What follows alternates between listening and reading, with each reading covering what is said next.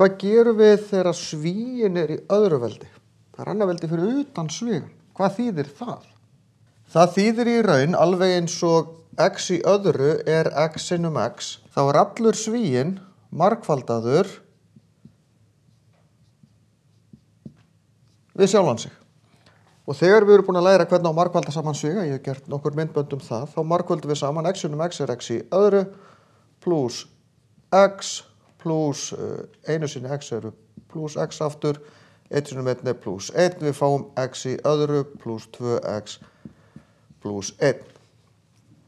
Sama hér, teikna upp 2 sviga og þetta í raun regla sem heitir ferningsregla. 4x í öðru mínus 6x mínus 6x pluss 9.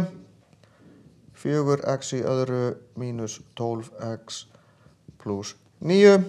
Ég ekki að eyða tíma núna í hvernig við margföldum saman sviga. Heldur ég meira að útskýra hvernig annað veldið hérna virkar.